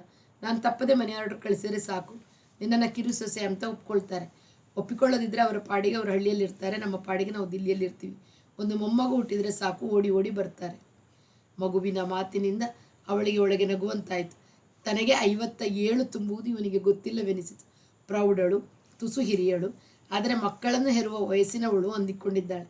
ನಿಜ ವಯಸ್ಸು ಹೇಳಿಬಿಡಲೆ ಎನ್ನಿಸಿತು. ಹೇಳಿದರೆ ದೂರ ಸರಿದಾನೆಂಬ ಅಂಜಿಕೆ ಆಯಿತು. ನಿನಗೆ ಮಗು ಅಂದರೆ ಆಶೆಯೇ, ನಿನಗಿಲ್ವೇ? ಅವನ ಪ್ರಶ್ನೆಯಿಂದ ಅವಳಿಗೆ ಉಸಿರು ಕಟ್ಟಿದಂತಾಯಿತು. ಒಳಗಿನಿಂದ ದುಃಖ ಒತ್ತರಿಸಿಕೊಂಡು ಬಂದು ಬಿಕ್ಕಿ ಬಿಕ್ಕಿ ಅಳತೊಡಗಿದಳು. ಅವಳ ಮುಖವನ್ನು ತನ್ನ ಎದೆಗೆ ಒತ್ತಿ ಹಿಡಿದುಕೊಂಡು ಅವನು ಅವಳ ತಲೆ ಸವೆರಿದ. ಯಾಕೆ ಅಳು ಬಂತು? ನಿನಗೆ ಆಶೆ ಇಲ್ವೇ ಅಂತ ಕೇಳಿದ್ಯಲ್ಲ. ನಿನ್ನ ಹೊಟ್ಟೆಯ ಮೇಲೆ ಒಂದು ಗೆರೆ ಇಲ್ಲ, ಮಡಿಕೆ ಇಲ್ಲ, 1 ಗ್ರಾಮ್ ಕೂಡ ಅನವಶ್ಯಕ ಮಾಂಸಖಂಡವಿಲ್ಲ. ಆದ್ದರಿಂದ ಒಮ್ಮೆಯೂ ನೀನು ಬಸರಿಯಾಗಿಲ್ಲ ಅನ್ನಿಸ್ತು. ನಿನಗೆ ಗೊತ್ತಿಲ್ಲ, ಸುಮ್ಮನಿರು ಎಂದು ಅವನ ತುಟಿಯ ಮೇಲೆ ತನ್ನ ತುಟಿಯಿಟ್ಟು ಮುಚ್ಚಿದಳು. ತನಗಾಗಿದ್ದ ಬಸರನ್ನು ತೆಗೆಸಿ ಮತ್ತೆ ಬಸರಾಗದಂತೆ ಶಸ್ತ್ರಚಿಕಿತ್ಸೆ ಮಾಡಿಸಿಕೊಂಡ ಸಂದರ್ಭವನ್ನು ಹೇಳಿಬಿಡುವ ಒತ್ತಡ ಬಂತು. ಹೇಳಲಿಲ್ಲ. ಅವನೆಲ್ಲ ತಾಳಿಕೊಳ್ಳುವ ಶಕ್ತಿ ಅವನ ಪ್ರೀತಿಗಿಲ್ಲ ಅನ್ನಿಸ್ತು. ಇವನಿನ್ನೂ ಅಷ್ಟಪದಿಯಲ್ಲಿದ್ದಾನೆ. ಅದನ್ನು ಮತ್ತೊಮ್ಮೆ ವಿವರವಾಗಿ ಓದಿ ರಾಧೆಯ ದೇಹವರ್ಣನೆಯ ಶಬ್ದಗಳೆಲ್ಲ ಗುರುತು ಹಾಕಿ ತನ್ನ ಅಂಗಭಾಗಗಳಿಗೆ ಅನ್ವಯಿಸಿ ಹೇಳುತ್ತಾನೆ. ಪೀನ ಪಯೋಧರ ಭಾರ ಭರೇಣ ಅನ್ನುತ್ತಾನೆ. ನನ್ನವು ಆ ಗಾತ್ರ, ಆ ಭಾರದವುಗಳಲ್ಲ. ಚಾರು ಚುಚುಂಬನಿ ತಂಬವತಿ ನಕಲಿಖಿತ ಘನಸ್ಥನ ಭಾರಂ ಪ್ರಥಮ ಸಮಾಗಮ ಲಜ್ಜಿತಯ ಪಟು ಚಾಟು ಶತೈರನುಕೂಲಂ ಮೃದು ಮಧುರಸ್ಮಿತ ಭಾಷಿತಯ ಶಿಥಿಲೀಕೃತ ಜಘನದುಕೂಲಂ ಕಿಸಲಯ ಶಯನ ನಿವೇಶಿತಯ ಚಿರಮುರಸಿ ಮಮೈವ ಶಯಾನಂ ಕೃತಪರಿ ರಂಭಣ ಚುಂಬನಯ ಪರಿರಭ್ಯ ಕೃತಾಧರಪಾನಂ. ರಾಧೆಯಾಗಿ ಆಧರಿಸುತ್ತಿದ್ದಾನೆ, ಮನೋಹರಿಯನ್ನು ಸ್ವೀಕರಿಸುತ್ತಾನೆಯೇ? ಮನೋಹರಿಯ ಸಂಗತಿಗಳನ್ನೆಲ್ಲ ಹೇಳುವುದು ಬೇಡ ಎಂದುಕೊಂಡಳು. ರಾಜ, ರಾಧೆಯು ಬೇರೊಬ್ಬನ ಹೆಂಡತಿ, ಆದರೆ ಕೃಷ್ಣನ ಅಮರ ಪ್ರೇಮಿ. ಅವರು ಮದುವೆ ಆಗಲಿಲ್ಲ. ಹಾಗಿದ್ದರೆ ಆ ಪ್ರೇಮದ ಅನನ್ಯ ಉತ್ಕಟತೆ ಉಳಿಯಿತಿರಲಿಲ್ಲ ಎಂದಳು. ಅವಳ ಮನಸ್ಸು ಗುರೂಜಿಯನ್ನು ನೆನೆಸಿಕೊಂಡಿತು. 98 ಬದುಕಿದ್ದಾರೆ. ಬದುಕಿದ್ದು ನಾನು ರಾಜನನ್ನು ಮದುವೆಯಾದರೆ ಆಕ್ಷೇಪಿಸೋಲ್ಲ, ತಮ್ಮ ಹಕ್ಕನ್ನು ಸ್ಥಾಪಿಸೋಲ್ಲ. ನಿಮ್ಮ ಅನ್ನ ಬಟ್ಟೆ ವಸತಿಯನ್ನು ನಾನು ಮುಂದುವರಿಸ್ತೀನಿ. ನಿಮ್ಮ ಪತಿತ್ವ ನಿಂತು ಹೋಗಿ 30 ವರ್ಷ ಕಳೀತಲ್ಲ ಅಂದರೆ ಸುಮ್ಮನೆ ಆಗದೆ ಬೇರೆ ದಾರಿ ಇಲ್ಲ. ಬೇಕೆಂದರೆ ಡೈವರ್ಸ್ ವಿಧಿಯನ್ನು ಪೂರೈಸಬಹುದು ಎಂದುಕೊಂಡಳು. ಆದರೆ ತಾನು ರಾಧೆಯ ಸ್ಥಾನದಿಂದ ರುಕ್ಮಿಣಿಯ ಸ್ಥಾನಕ್ಕೆ ಹೋಗುವುದು ವಿಹಿತವೇ? 4-6 ದಿನ ಯೋಚಿಸಿದಳು. ಯಾವ ಖಚಿತ ನಿರ್ಧಾರಕ್ಕೆ ಬರುವುದು ಕಷ್ಟವಾಯಿತು. ಅವನ ಮನಸ್ಸು ಮಗುವಿನ ಕಲ್ಪನೆಗೂ ಅವಕಾಶ ಕೊಟ್ಟಿದೆ ಎಂಬ ನೆನಪು ಅವಳನ್ನು ಹೆಚ್ಚು ಅತಂತ್ರಗೊಳಿಸಿತು. ನನ್ನ ಕೃಷ್ಣ, ಪ್ರೇಮದ ಅಮರತ್ವದ ಮುಂದೆ ಮದುವೆ ಎಂಬ ಕಟ್ಟು ಕ್ಷುಲ್ಲಕ. ಕಲಾವಿದರ ಮೂಲ ಸೂತ್ರವೂ ಪ್ರೇಮ ಅರ್ಥವಾಯಿತೇ ಎಂದು ಬಿಗಿಯಾಗಿ ಮುದ್ದಿಸಿದಳು. ಅವನು ಹೌದು ಎಂದ. ನೃತ್ಯ ರಚನೆಯು ಯಶಸ್ವಿ ಆಯಿತು. 10 ಊರುಗಳಲ್ಲಿ ಪ್ರದರ್ಶನ ನಡೆಯಿತು. ದಿಲ್ಲಿಯಲ್ಲೇ 8 ಬಾರಿ ಆಯಿತು. 15 ವರ್ಷಗಳ ಹಿಂದೆ ಇದೇ ರಚನೆಯನ್ನು ಕಾರ್ತಿಕ್ ರಾಮನೊಂದಿಗೆ ಅವಳು ಪ್ರದರ್ಶಿಸಿದ್ದನ್ನು ಪ್ರೇಕ್ಷಕರು ಮರೆತಿದ್ದರು. ದಿಲ್ಲಿಯ ಒಬ್ಬ ವಿಮರ್ಶಕ ಮಾತ್ರ 1.5 ದಶಕದ ಹಿಂದೆ ಮನೋಹರಿ ಜಯಪುರ ಘರಾನೆಯ ಕಾರ್ತಿಕರಾಮನೆಂಬ ನರ್ತಕನೊಡನೆ ಇದೇ ರಚನೆಯನ್ನು ಪ್ರಸ್ತುತಪಡಿಸಿದ್ದು ನೆನಪಿಗೆ ಬರುತ್ತಿದೆ. ಕಾರ್ತಿಕನಿಗಿಂತ ದೇವರಾಜನು ಕಿರಿಯನಾದುದರಿಂದ ಸಹಜವಾಗಿ ಕೃಷ್ಣನ ಪಾತ್ರಕ್ಕೆ ಹೆಚ್ಚು ಒಪ್ಪುತ್ತಾನೆ. ಆದರೆ ಕಾರ್ತಿಕನಿಗಿದ್ದ ಕ್ಷಣ ಸ್ಫೂರ್ತಿಯಿಂದ ಸೃಷ್ಟಿಸುವ ತಾಲ ಸಾಧನೆಯನ್ನು ಇವನು ಇನ್ನೂ ಗಳಿಸಬೇಕಾಗಿದೆ. 2ನೇ ಸಲ ನೋಡಿದಾಗ ಇವನು ಗಿಳಿಪಾಠವನ್ನು ಪರಿಣತಿಯಿಂದ ಒಪ್ಪಿಸುತ್ತಿದ್ದಾನೆ ಎನ್ನಿಸಿಬಿಡುತ್ತದೆ. ಮನೋಹರಿಯಾದರೂ ಪ್ರೌಢರಾಧೆಗೆ ಪ್ರೌಢವಾಗಿ ಒಪ್ಪುವುದರ ಜೊತೆಗೆ ನೃತ್ಯಗಳೆರಡರಲ್ಲೂ ತನ್ನ ಪ್ರೌಢತೆಯನ್ನು ಇನ್ನೂ ಮೆರೆಯುತ್ತಿದ್ದಾಳೆ ಎಂದು ಬರೆದಿದ್ದ. ಆ ಪತ್ರಿಕೆಯನ್ನು ದೇವರಾಜ ತನ್ನ ಆಫೀಸ್ನಲ್ಲಿ ಓದಿ ತಂದು ತೋರಿಸಿದ. ಮನೋಹರಿಯು ತನಗೆ ಒಂದೇ ವಾಕ್ಯದಲ್ಲಿ ಪ್ರೌಢ ಎಂಬ ವಿಶೇಷಣವನ್ನು 3 ಸಲ ಬಳಸಿರುವ ಕೇಡಿಗನ ಕುಶಲತೆಯನ್ನು ಗಮನಿಸಿದಳು. ಅಯೋಗ್ಯ ಎಂದುಕೊಂಡಳು. ಸರ್ಕಾರವು ಏರ್ಪಡಿಸುವ ಸಾಂಸ್ಕೃತಿಕ ಕಾರ್ಯಕ್ರಮದಲ್ಲಿ ತಾನು ಪ್ರಭಾವಶಾಲಿಯಾದ ಮೇಲೆ ಯಾವ ಪತ್ರಿಕೆಯನ್ನು ತನ್ನ ವಿಷಯವಾಗಿ ಕಿಡಿಗೇಡಿ ಟೀಕೆಯನ್ನು ಮಾಡುತ್ತಿಲ್ಲವೆನ್ನುವುದನ್ನು ಅವಳು ಗಮನಿಸಿದಳು. ಈಗ ತಾನು ಭಾರತೀಯ ನರ್ತನ ವಲಯದಲ್ಲಿ ಒಬ್ಬ ಪ್ರತಿಷ್ಠಿತೆ. ಹಾಗೆ ಬರೆಯುವ ಪ್ರಕಟಿಸುವ ಧೈರ್ಯ ಯಾರಿಗೂ ಇಲ್ಲವೆಂದು ಭಾವಿಸಿದ್ದಳು. ಯಾರು ಈ ವಿಮರ್ಶಕ? ಹೆಸರು ಹಾಕಿಲ್ಲ. ಬೇಕೆಂದೇ ಹಾಕಿಲ್ಲವೋ ಪತ್ತೆ ಮಾಡೋದು ಕಷ್ಟವಲ್ಲ ಎಂದುಕೊಂಡಳು. ಆದರೆ ದೇವರಾಜ ಬೆಳಿಗ್ಗೆ ಇದನ್ನು ಓದಿದಾಗ ನನಗೆ ಅಸಮಾಧಾನವಾಯಿತು. ನನ್ನದನ್ನು ಗಿಳಿಪಾಠ ಅಂತ ಬರೆದಿದ್ದಾನೆ ಅಂತ. ಸಾಯಂಕಾಲದ ಹೊತ್ತಿಗೆ ಕಮ್ಮಿ ಆಯಿತು. ಬೇರೆಯವರಿಗೆ ಕಾಣಿಸದೇ ಇದ್ದುದನ್ನು ಇವನು ಗುರುತಿಸಿದ್ದಾನೆ. ಈ ರಚನೆಯ ಪಾತ್ರದಂತೂ ಆಯ್ತಲ್ಲ. ನನಗೆ ಕ್ರಮವಾಗಿ ಪಾಠ ಶುರು ಮಾಡು. ಪ್ರತಿಯೊಂದು ತಾಳವನ್ನು ಹಿಂಜಿ ಏನೇನು ಕೆಲಸ ಮಾಡಬಹುದೋ ಎಲ್ಲನೂ ಹೇಳಿಕೊಡು. ಒಂದು ತಾಳದ ಲಯದಿಂದ ಇನ್ನೊಂದು ತಾಳದ ಲಯಕ್ಕೆ ನೀನು ಹೋಗಿ ಮನಪೂರ್ತಿ ಕ್ರೀಡೆ ಮಾಡಿ ಹಿಂದಿರುಗುವ ಹಾಗೆ ಮಾಡೋಕ್ಕೆ ನನಗೆ ಗೊತ್ತಿಲ್ಲ. ಸಂಜೆಯ ಹೊತ್ತು 3 ತಾಸು ಕಲಿಸು. ಬೆಳಗ್ಗೆ ನನಗೆ ನಾನೇ ಮಾಡ್ಕೋತೀನಿ ಎಂದ. ಅವನ ಮಾತು ನಿಜವೆನಿಸಿತು. ನಾಳೆಯಿಂದ ಶುರು ಮಾಡೋಣ ಎಂದಳು. ಆದರೆ ರಾತ್ರಿ ಮಲಗಿದಾಗ 3 ತಾಸು ಕುಣಿದರೆ ಮಲಗಿದ ತಕ್ಷಣ ಗೊರಕೆ ಹೊಡೆದು ಬಿಡ್ತಾನೆ. ಜೊತೆಯಲ್ಲಿ ಮಲಗಿ ಎಚ್ಚರವಾಗಿ ಪರಸ್ಪರ ಸ್ಪರ್ಶ ಹಿತಪಿಸು ಮಾತಿನ ಸುಖವನ್ನು ಅನುಭವಿಸುವಂತಿಲ್ಲ ಎಂಬ ಪರಿಣಾಮ ಹೊಳೆಯಿತು. ಮದುವೆಯ ನಂತರ ಗುರೂಜಿಯು ತನಗೆ ಹಗಲೆಲ್ಲ ತಾಲೀಮು ಕೊಡುತ್ತಿದ್ದಾಗ ತಾನು ರಾತ್ರಿ ಮಲಗಿದ ತಕ್ಷಣ ಯಾವುದರ ಪರಿವೆಯೂ ಇಲ್ಲದೆ ನಿದ್ರೆ ಹೋಗುತ್ತಿದ್ದಂತೆ. ಆ ಬಳಲಿಕೆಯು ನಿದ್ರೆಯಿಂದಲೇ ಮುದುಕ ಏನು ಮಾಡಿದರೂ ತಿಳಿದೆ ಸಹಿಸಿಕೊಂಡೆ ಎಂಬ ನೆನಪು ಮರುಕಳಿಸಿ ಕಸಿವಿಸಿ ಆಯಿತು. ಇವನು ಹಾಗೆ ಮಲಗಿ ತಾನು ಕಲ್ಪಿಸಿಕೊಳ್ಳುವುದಕ್ಕೆ ಕಸಿವಿಸಿ ಎನ್ನಿಸಿತು. ಮುದುಕ ತನಗಿಂತ 40 ವರ್ಷಕ್ಕೆ ದೊಡ್ಡವನು. ನಾನು ಇವನಿಗಿಂತ 33 ವರ್ಷಕ್ಕೆ ಕಸಿವಿಸಿ ಹೆಚ್ಚಾಯಿತು. ರಾಜ ಬಡಬಡ ಮಾತನಾಡುವವನಲ್ಲ, ಒಳಗೆ ಇಟ್ಟುಕೊಳ್ಳುವ ಸ್ವಭಾವದವನು. ಇವನು ಹಾಗೆ ಸಹಿಸಿಕೊಳ್ಳುತ್ತಿದ್ದಾನೆಯೇ ಅಥವಾ ರಾಧಾಕೃಷ್ಣ ಸಂಯೋಗ ಭಾವದಲ್ಲಿ ಈ ವ್ಯತ್ಯಾಸಗಳು ಹೊಳೆಯುತ್ತಲೇ ಇಲ್ಲವು? ಇವನು ಅನನುಭವಿ, ನಾನೇ ಅನುಭವವನ್ನು ತೆರೆದದ್ದು. ಹೋಲಿಕೆಯ ಅರಿವಿಲ್ಲ, ಆದ್ದರಿಂದ ಏಕೀ ಭಕ್ತಿಯಿಂದ ಇದ್ದಾನೆ ಎಂಬ ಅನುಮಾನ ಬಂತು. ತಕ್ಷಣ ಹೋಲಿಸುವಂಥ ವ್ಯತ್ಯಾಸವೇನಿದೆ? ತುಸು ಪ್ರೌಢೆ ಅಷ್ಟೇ. ಯಾರು ತಾನೇ ನನ್ನನ್ನು 30 ಮೀರಿದೋಳು ಅನ್ನಲು ಸಾಧ್ಯ? ಕುತ್ತಿಗೆಯಲ್ಲಿ ಒಂದು ಗೆರೆ ಸೊಕ್ಕು ಇಲ್ಲ, ಎದೆ ಜೋತು ಬಿದ್ದಿಲ್ಲ, ಮುಖದ ಚರ್ಮದ ಬಿಗಿ ಸಡಿಲವಾಗಿಲ್ಲ, ಹೊಟ್ಟೆಯ ನೀಳತನವನ್ನು ಅವನೇ ಮೆಚ್ಚಿದ್ದಾನೆ. ನನ್ನಂತೆ ಯೋಗ ಸಾಧನೆ ಯಾವ ನರ್ತಕಿ ಮಾಡಿದ್ದಾಳೆ? ಕಣ್ಣುಗಳ ಕೆಳಗೆ ಕಾಣೋದು ಪ್ರೌಢತೆ ಮುಪ್ಪಲ್ಲ ಎಂಬ ಸಮಾಧಾನ ತಂದುಕೊಂಡಳು. ಆ ರಾತ್ರಿಯೂ ಅವನು ಅದೇ ತನ್ಮಯತೆಯಿಂದ ತನ್ನನ್ನು ಆರಾಧಿಸಿ ರತಿ ಮದನಿಕೆ ಉಸಿರಿದಾಗ ಉಳಿದಿದ್ದ ಕಿಂಚಿತ್ ಅನುಮಾನ ಪರಿಹಾರವಾಯಿತು. ಬೆಳಗಿನ ಜಾವ ಬೇಗ ಎಚ್ಚರವಾಯಿತು. ಅವನ ಗಾಢ ನಿದ್ರೆಯ ಉಸಿರು ತನ್ನ ಕುತ್ತಿಗೆಯನ್ನು ತಗುಲಿ ಬಳಸುತ್ತಿತ್ತು. ಈ ಸಂಜೆಯಿಂದ ಪ್ರವೀಣ ಮಟ್ಟದ ಕ್ರಮಪಾಠ ಆರಂಭಿಸಬೇಕು. ದಿನಕ್ಕೆ 3 ತಾಸು ನಡುವೆ ತಬಲದ ಜಯಸ್ವಾಲನನ್ನು ಕರೆಸಬೇಕು. 3 ತಾಸು ಅಂದರೆ ಕೊನೆ ಪಕ್ಷ ಒಂದು ದಿನಕ್ಕೆ 200 ರೂಪಾಯಿ ಆದರೂ ಕೇಳ್ತಾನೆ. ತಬಲದ ಜೊತೆಗಿಲ್ಲದೆ ತಾಳ ಪಕ್ಕ ಆಗೋಲ್ಲ ಎಂದುಕೊಳ್ಳುವಾಗ ಒಳಗಿನಿಂದ ಒಂದು ಎಚ್ಚರ ತಲೆ ಹಾಕಿತು. ಎಲ್ಲವನ್ನು ಸಂಪೂರ್ಣವಾಗಿ ಕಲಿಸಿದ್ದ ಮೇಲೆ ಕೊನೆ ಪಕ್ಷ 3 ವರ್ಷವಾದರೂ ಆಗುತ್ತೆ. ಅಷ್ಟರಲ್ಲೇ ನನಗೆ 60 ತುಂಬಿ. ಹಾಳು ಪತ್ರಿಕೆಯವರು ಮರೆಯೋಲ್ಲ, ಲೇಖನ ಬರೀತಾರೆ, ಅಭಿಮಾನಿಗಳು ಸಮಾರಂಭ ಏರ್ಪಡಿಸ್ತಾರೆ. ಸಂಪೂರ್ಣವಾಗಿ ವಿದ್ಯೆಯನ್ನು ಕಲಿತು ರಾಧೆಗೆ 60 ಎಂಬುದು ಜಾಹೀರಾದ ಮೇಲೆ ಇವನು ಇದೇ ಉತ್ಕಟತೆಯಿಂದ ಅಂಟಿಕೊಂಡಿರ್ತಾನೆ. ಇಡೀ ಮೈಯೊಳಗೆ ಕಂಪನ ಉಂಟಾಯಿತು. ಚರ್ಮದ ರಂಧ್ರಗಳೆಲ್ಲ ಬೆವರಿನ ಸೂಕ್ಷ್ಮ ತಂತುಗಳು ಹೊಮ್ಮಿ ನಿಂತವು. ಅವನ ಉಸಿರು ಕುತ್ತಿಗೆಯನ್ನು ತಾಕಿ ಬಳಸುತ್ತಲೇ ಇತ್ತು. ಬೆಳಗಾಗಿ ಅವನು ಎದ್ದು ನಿಂತು ತಾನು ನಿಶಬ್ದವಾಗಿ ಮೆಟ್ಟಲಿಳಿದು ಬಾಗಿಲು ತೆರೆದು ಗುರೂಜಿಯು ಈ ಭಾಗದಲ್ಲಿ ಇಲ್ಲವೆಂದು ಸನ್ನೆ ಮಾಡಿದ ಮೇಲೆ ಅವನು ನಿಶಬ್ದವಾಗಿ ಹೆಜ್ಜೆಗಳನ್ನಿಡುತ್ತಾ ಇಳಿದು ಹೊರ ನಡೆದು ಸ್ಕೂಟರನ್ನು 30-40 ಹೆಜ್ಜೆ ತಳ್ಳಿ ದೂರದಿಂದ ಚಾಲು ಮಾಡಿಕೊಂಡು ಹೋದ ನಂತರವೂ ತಾನು ಬೆವರುತ್ತಿರುವ ಭಾವನೆ ಕಡಿಮೆಯಾಗಿರಲಿಲ್ಲ. ಗುರೂಜಿಗೆ ಚಹಾ ಬಿಸ್ಕತ್ಗಳನ್ನು ಕೊಟ್ಟ ಮೇಲೂ ಪೂರ್ತಿ ನಿಲ್ಲಲಿಲ್ಲ. ಇವಳು ಸ್ನಾನ ಮಾಡಿ ಮುಗಿಸಿ ನಾಷ್ಟ ಮಾಡುವ ವೇಳೆಗೆ ಅಡಿಗೆಯವಳು ಬಂದಳು. ಕಾರಿನಲ್ಲಿ ಕುಳಿತು ಕಾರು ಚಾಲು ಮಾಡುವಾಗ ಅವನನ್ನು ಮದುವೆಯಾಗಿಯೇ ಮಾಡಿಕೊಂಡು ಅತ್ತಿತ್ತ ಮಿಸುಕಾಡದಂತೆ ಕಟ್ಟಿ ಹಾಕಿಕೊಂಡರೆ ಹೇಗೆ ಎಂಬ ಉಪಾಯ ಕಾಣಿಸಿತು. ಅವನೇ ಆ ಪ್ರಸ್ತಾಪ ಮಾಡಿದ್ದ. ನಾನೇ ರಾಧಾಕೃಷ್ಣರಂತೆ ಇರೋಣ ಅಂದಿದ್ದೆ ಎಂಬ ನೆನಪಾಗಿ ಅವನು ಖುಷಿಯಿಂದ ಒಪ್ತಾನೆ. ಕಾಯಿದೆಯ ಬಂಧನದೊಳಗೆ ಸಿಕ್ಕಿಕೊಂಡರೆ ತಪ್ಪಿಸ್ಕೊಳ್ಳೋಕೆ ಸಾಧ್ಯವಿಲ್ಲ. ಸರ್ಕಾರಿ ನೌಕರ ಬೇರೆ ಎಂಬ ಇನ್ನೊಂದು ಬಿಗಿ ಗೋಚರಿಸಿತು. ನಾನು ಗುರೂಜಿಯ ಹೆಂಡತಿ ಎನ್ನುವುದು ದಾಖಲೆಯಲ್ಲಿದೆ. ಅಲ್ಲಿಂದ ಬಿಡುಗಡೆ ಆಗೋ ತನಕ ಈ ಮದುವೆ ಸಿಂಧುವಲ್ಲ ಎಂಬ ಅಡ್ಡಿ ತೋಚಿದಾಗ ಉತ್ಸಾಹಕ್ಕೆ ತಣ್ಣೀರು ಸುರಿದಂತಾಯಿತು. 98 ತುಂಬಿದೆ. ಜಟಾಯುವಿನಂತೆ ಕೂತಿರ್ತಾರೆ. ಯಾವ ಚಿಂತೆ, ಯಾವ ಜವಾಬ್ದಾರಿಯೂ ಇಲ್ಲದೆ. ಇಂಥವರು ಬೇಗ ಸಾಯೋದೂ ಇಲ್ಲ ಎಂಬ ಸಿಡಿಮಿಡಿ ಹುಟ್ಟಿತು. ನರ್ತನ ಶಾಲೆಗೆ ಬಂದು ಮೆಟ್ಟಿಲು ಹತ್ತಿ ಕೋಣೆಗೆ ಹೋಗಿ ಸ್ನಾನ ಮುಗಿಸಿ ಸಿದ್ಧನಾಗಿದ್ದ ರಾಜನಿಗೆ ನಾಷ್ಟಾದ ಪೊಟ್ಟಣ ಕೊಟ್ಟು ಸಂಜೆ ನೀನು ಹಿಂದಿರುಗೋ ತನಕ ಎಂದು ಹೇಳಿ ಚುಂಬನ ವಿನಿಮಯ ಮಾಡಿಕೊಂಡು ಕೆಳಗಿಳಿದು ಸೀನಿಯರ್ ಮಟ್ಟದ ಹುಡುಗಿಯರಿಗೆ ಅಭ್ಯಾಸ ಮಾಡಿಸುವಾಗ ರಾಮು ವಾಲಿಯ ವಕೀಲರನ್ನು ನೋಡಿದರೆ ದಾರಿ ಕಾಣಿಸ್ತಾರೆ. ಗುರೂಜಿಯಿಂದ ಹಿಂದಿನ ತಾರೀಕು ಹಾಕಿ ಯಾವುದಾದರೊಂದು ಕಾಗದಕ್ಕೆ ಸಹಿ ಹಾಕಿಸಿ ಅಥವಾ ಏನಾದರೂ ಕಾಯ್ದೆಯಡಿ ತಂತ್ರ ಮಾಡಿ ತಮ್ಮ ಮದುವೆ ಸಿಂಧುವಾಗದಂತೆ ಮಾಡ್ತಾರೆ ಎಂಬ ವಿಶ್ವಾಸ ಹೊಳೆಯಿತು. 19 ವರ್ಷವಾಯ್ತಲ್ಲವೇ. ಮೋಹನನ ಹೆಂಡತಿ ತನ್ನಲ್ಲಿರುವ ಆಸ್ತಿ ಪಾಸ್ತಿ ಠೇವಣಿಗಳ ಲೆಕ್ಕ ಸಮೇತ ಅದೆಲ್ಲವೂ ಅವನ ಹಣದಲ್ಲಿ ಮಾಡಿಕೊಂಡವು ಅಂತ ಸ್ವಂತ ಅಕ್ಷರದಲ್ಲಿ ಕಾಗದ ಬರೆಯುವ ಹಾಗೆ ಮಾಡಿಬಿಟ್ಟರು ಎಂದು ನೆನಪಾಗಿ ರಾಮು ವಾಲಿಯ ವಕೀಲರ ಸಾಮರ್ಥ್ಯದ ಮೇಲೆ ವಿಶ್ವಾಸ ಸಂಪೂರ್ಣವಾಯಿತು. ಮದುವೆಯೇ ತಕ್ಕ ಬಂದೋಬಸ್ತು ಎಂದು ನಿಶ್ಚಯದೊಡನೆ ಹುಡುಗಿಯರಲ್ಲಿ ಒಬ್ಬೊಬ್ಬಳ ಹಸ್ತ, ಕುತ್ತಿಗೆ ಮತ್ತು ಪಾದಚಲನೆಗಳನ್ನು ತಿದ್ದತೊಡಗಿದಳು. ರಾಮವಾಲಿಯರಿಂದ ಮೂಡಿದ ಮೋಹನನ ನೆನಪು ಬಾಧಿಸತೊಡಗಿತು. ಪದ್ಮಾಷ್ಟೋಳೆ ಮಗ, ನನ್ನನ್ನು ಮುದುಕಿ ಅಂದ. ನನ್ನೆದುರಿಗೆ ತಾನು ಪ್ರೇಮದಲ್ಲಿ ಮುಳುಗಿರುವ 29 ವರ್ಷದ ಫ್ರೆಂಚ್ ರಕ್ತದ ಹುಡುಗಿಯ ಧ್ಯಾನ ಮಾಡಿದ. ನನ್ನನ್ನು ಒಪ್ಪಿಕೊಂಡು ತಾನು ಇಲ್ಲಿ ದಿಲ್ಲಿಗೆ ಬಂದಿದ್ದಾಗ, ನಾನು ಮುಂಬೈಗೆ ಹೋದಾಗ ಸಂಧಿಸುವ ಸ್ನೇಹ ತೋರಿದ್ದರೆ ಅವನನ್ನು ಎಷ್ಟೋ ಮುಂದೆ ತರ್ತಿದ್ದೆ. 10 ಜನ ಅಂಬ್ಯಾಸಡರ್ಗಳ ಪರಿಚಯ ಮಾಡಿಕೊಡ್ತಿದ್ದೆ. ಪದ್ಮಭೂಷಣ ಪದ್ಮವಿಭೂಷಣ ಮುಂದೆ ಮಾಡ್ತಿದ್ದೆ. ಅವನೇ ಕಳ್ಕೊಂಡ ಫೂಲ್ ಎಂದು ಬಾಯಿಯ ಒಳಗಡೆ ಉಗುಳಿದಳು. 29ರ ಭೂಪಾಲಿ ಅಂದನಲ್ವೇ. ನಾನು 25ರ ದೇವರಾಜನನ್ನು ಮದುವೆಯಾಗಿ ಮದುವೆಯ ಫೋಟೋಗಳನ್ನು ಪೇಪರ್ನಲ್ಲಿ ಬರುವ ಹಾಗೆ ಮಾಡಿ ಅವುಗಳ ಕಟ್ಟಿಂಗ್ಗಳನ್ನು ಪೋಸ್ಟ್ನಲ್ಲಿ ಕಳಿಸ್ತೀನಿ ರಾಸ್ಕಲ್ಗೆ ಎಂದು ಸಮಾಧಾನ ತಂದುಕೊಂಡಳು. ಸಂಜೆ ರಾಜನಿಗೆ ಪಾಠ ಆರಂಭಿಸಿದಳು. ತಾಳದ ಒಂದೊಂದು ಲೆಕ್ಕಾಚಾರಗಳನ್ನು ಬಿಡಿಸಿ ಬಿಡಿಸಿ ಹೇಳುತ್ತಾ ಯಾವ ಲೆಕ್ಕದಲ್ಲಿ ಕೂಡಿಸಿ ಗುಣಿಸಿ ಕಳೆದರೆ ಬಾಗಿಸಿ ಪಾಲು ಮಾಡಿದರೆ ಯಾವ ಲಯ ಸಿಗುತ್ತದೆ ಎಂಬುದನ್ನು ವಿವರಿಸಿ ಹೇಳುತ್ತಾ ತಾನು ಕುಣಿದು ಅವನನ್ನು ಕುಣಿಸಿದಳು. ಎಷ್ಟು ಕುಣಿದರೂ ತನಗೆ ಬಳಲಿಕೆ ಆಗುತ್ತಿಲ್ಲ, ಏದುಸಿರು ಬರುತ್ತಿಲ್ಲ. ಅವನಿಗೆ ಅಭ್ಯಾಸ ಸಾಲದು. ಯೋಗಾಸನ ಪ್ರಾಣಾಯಾಮಗಳನ್ನು ಮಾಡಿಸಬೇಕು ಎಂದುಕೊಂಡಳು. 2 ತಾಸು ಅಭ್ಯಾಸ ಮಾಡುವಲ್ಲಿ ಅವನು ಸೋತು ಹೋದ. ಬೆಳಿಗ್ಗೆ 1 ತಾಸು, ಸಂಜೆ 2 ತಾಸು ಇಟ್ಟುಕೊಳ್ಳೋಣ, ಜೊತೆಗೆ ಯೋಗಾಸನ ಮಾಡು ಎಂದು ಹೇಳಿದಳು. ಅಭ್ಯಾಸ ಮುಗಿಸಿದಾಗ ಅವನು ಸುಮ್ಮನೆ ನಿಂತುಕೊಂಡ. ಸಾಂಪ್ರದಾಯಿಕವಾಗಿ ಗುರುವಂದನೆ ಮಾಡು, ಇಲ್ಲಿ ನಾನು ಗುರು. ಪಾದಸ್ಪರ್ಶ ಮಾಡಿದ ಮೇಲೆ ಪ್ರಿಯೆ ಎಂದು ಅಧಿಕಾರದಿಂದ ಹುಕುಂ ಮಾಡಿದ ನಂತರ ಪ್ರೇಮದ ಮುಗುಳ್ನಕ್ಕಳು. ಅವಳು ನಿರೀಕ್ಷಿಸಿದಂತೆ ಆಯಿತು. ರಾತ್ರಿ ಅವನಿಗೆ ಬೇಗ ನಿದ್ರೆ ಬಂತು. ಮೈ ಮುರಿಯುವಷ್ಟು ಕುಣಿತ. ಅನಂತರ ಇಬ್ಬರು ಜೊತೆಯಲ್ಲಿ ಮಾಡಿದ ಹದವಾದ ಬಿಸಿಯ ತುಂತುರು ಸ್ನಾನ, ಊಟ. ಅವನನ್ನು 1 ತಾಸಾದರೂ ಎಚ್ಚರವಾಗಿಡಲು ಅವಳು ಮಾಡಿದ ಪ್ರಯತ್ನ ವ್ಯರ್ಥವಾಯಿತು.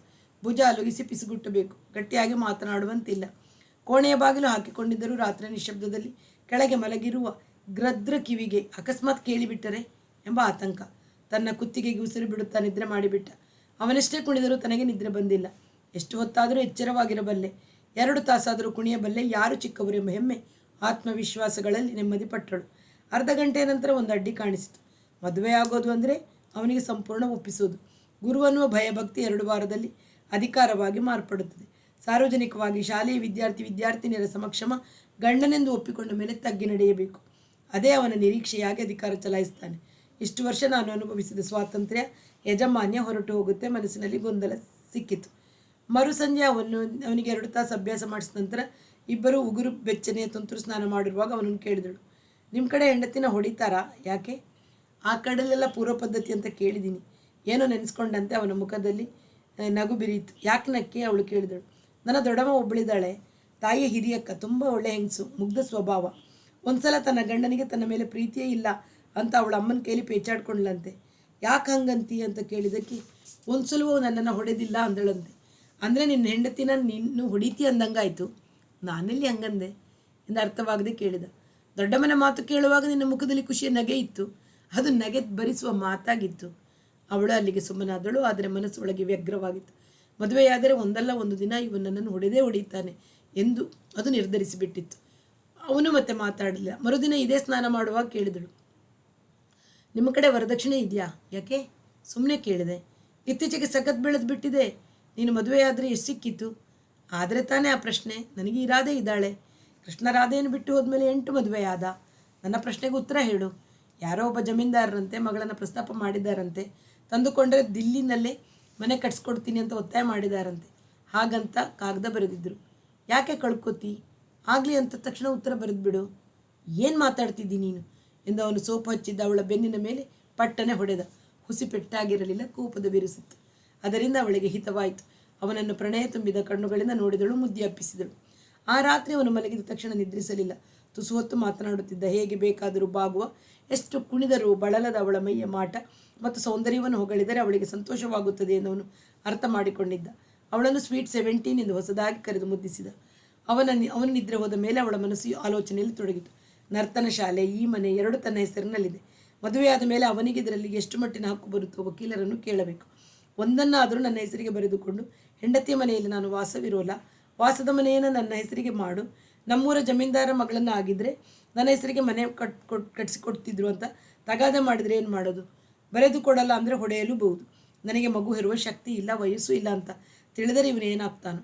ವಯಸ್ಸಿನಲ್ಲಿ ಇಷ್ಟು ಅಂತರವಿದೆ ಅಂತ ಗೊತ್ತಾದರೆ ಹೌಹಾರದೆ ಇದ್ದಾನೆ. ಮದುವೆ ಆದರೆ ಸಮಸ್ಯೆಗಳು ಹುಟ್ಟಿ ಉಲ್ಬಣಿಸ್ತವೆ ಎನಿಸ್ತು. ಸಂಜೆ 2 ತಾಸಿನ ಪಾಠ 1 ತಿಂಗಳು ನಡೆದಿತ್ತು. ಅದಲ್ಲದೆ ಅವನು ಬೆಳಿಗ್ಗೆ 1.5 ತಾಸು ತಾನೇ ಅಭ್ಯಾಸ ಮಾಡಿಕೊಳ್ಳುತ್ತಿದ್ದ. ಹಿಂದಿನ ಸಂಜೆಯ ಎಷ್ಟೋ ಭಾಗಗಳನ್ನು ಟೇಪ್ ಮಾಡಿ ಬೆಳಗ್ಗೆ ಅದರ ಸಹಾಯ ಪಡೆಯುತ್ತಿದ್ದ. ಒಂದು ಸಂಜೆ ಅವಳು ಹೇಳಿದಳು, ನಾನೇನೋ ಇಷ್ಟು ಬೇಗ ಬೇಗ ಹೇಳ್ಕೊಡ್ತಿದ್ದೀನಿ, ಆದರೆ ಅದು ನಿನ್ನ ದೇಹಗತ ಪಾದಗತ ಆಗಬೇಕು. ಕೆಳಗಿನ ಇಟ್ಟಿಗೆ ಗಟ್ಟಿಯಾಗಿ ಕೂರದೆ ಮೇಲಿನ ಇಟ್ಟಿಗೆ ಕೂರಿಸಿದರೆ ನಾಳೆ ಇಡೀ ಕಟ್ಟಡ ಕುಸಿಯುತ್ತೆ. 1 ಗಂಟೆಯ ಪಾಠ ಸಾಕು. ವಾರಕ್ಕೆ 3 ದಿನ ನೀನು ಬೆಳಿಗ್ಗೆ ಅಭ್ಯಾಸ ಮಾಡಿ ಕರಗತ ಮಾಡಿಕೊಂಡ ಮೇಲೆ ಮುಂದಿನ ಪಾಠ. ಅದೇ ಸರಿಯಾದ ಕ್ರಮ. ಅವನು ಒಪ್ಪಿಕೊಂಡ. ಒಪ್ಪದೇ ವಾದ ಮಾಡಿ ಅನ್ನೆಂದು ಅವಳು ನಿರೀಕ್ಷಿಸಿದ್ದಳು. ರಾತ್ರಿ ಬೇಗ ಮನೆಗೆ ಹೋಗಿ ತುಸು ಹೊತ್ತಾದ ನಂತರ ಅವನು ಬಂದು ನಿದ್ದೆಗೆ ಮುನ್ನ ಹಾಸಿಗೆಯಲ್ಲಿ ಹೆಚ್ಚು ಹೊತ್ತು ಸಂಘ ಸುಖವನ್ನು ಅನುಭವಿಸಲು ಅನುವು ಸಿಕ್ಕಿತು. ಆದರೆ ಇತ್ತೀಚೆಗೆ ಅವನ ಜೊತೆಯಲ್ಲಿ ಮಲಗಿದಾಗಲೂ ಪಾಠದ ವಿಷಯ ಕೇಳ್ತಾನೆ. ಬೋಲ್ಗಳನ್ನು ಹೇಳಿ ಅವನ್ನು ಹಾಗಲ್ಲ ಹೀಗೆ ಬದಲಾಯಿಸಿದರೆ ಏನಾಗುತ್ತೆ ಎಂಬ ವಿಶ್ಲೇಷಣೆಯಲ್ಲಿ ತೊಡಗುತ್ತಾನೆ. ನನ್ನ ರಾಜ ಹಾಸಿಗೆಯಲ್ಲಿ ಮಲಗಿದಾಗ ಶೃಂಗಾರದ ಮಾತಾಡಬೇಕು, ತೊಡಗಬೇಕು. ಕಾಲಿಗೆ ಗೆಜ್ಜೆ ಕಟ್ಟದೆ ವಿಶಾಲವಾದ ನೆಲದ ಮೇಲೆ ನಿಲ್ಲದೆ ನರ್ತನದ ಮಾತು ಚರ್ಚಿಸೋದು ವ್ಯರ್ಥ ಎಂದು ಅವಳು ಅವನನ್ನು ಮುದ್ದಿಸಿ ಮೈ ತಡುತ್ತಾಳೆ. ಅವನು ಪ್ರತ್ಯುತ್ತರ ಹೇಳೋದಿಲ್ಲ. ಶಿಷ್ಯನ ವಿಧೇಯತೆಯನ್ನು ಮೀರುವುದಿಲ್ಲ. ಇಂಥ ಶಿಷ್ಯನಿಗೆ ಶಿಕ್ಷಣದ ಗತಿಯನ್ನು ನಿಧಾನಗೊಳಿಸುವುದು ತಪ್ಪಲ್ಲವೇ ಎಂದು ಅವಳ ಮನಸ್ಸು ವಿವಂಚನೆಗೆ ಸಿಕ್ಕುತ್ತದೆ. ಕಲಿಯುವ ತನಕ ಎಲ್ಲರೂ ವಿಧೇಯರಾಗಿ ಇರ್ತಾರೆ. ಬೇಗ ಕಲಿಸಿದರೆ ಕಲಿತ ಮೇಲೆ ಕಳಿಸ್ಕೊಂಡು ಹೋಗ್ತಾರೆ ಎಂಬ ಸಂಶಯ ಗಟ್ಟಿಯಾಗುವುದು. ವಾಸಕ್ಕೆ ಬಾಡಿಗೆ ಇಲ್ಲ. ಬೆಳಗ್ಗೆ ನಾಷ್ಟ, ಸಂಜೆ ಊಟ ಮುಫತ್. ಪಾಠಕ್ಕೆ ಫೀಸು ಇಲ್ಲ. 8-10 ವರ್ಷವಾದರೂ ಕಲೀಲಿ ಎಂದು ಮನಸ್ಸು ಯೋಜನೆ ಹಾಕುವುದು. ಅಷ್ಟರಲ್ಲಿ 35 ವರ್ಷ ಆಗುತ್ತೆ. ಆಮೇಲೆ ಎಲ್ಲಿಗೆ ಬಿಟ್ಟು ಹೋದಾನು?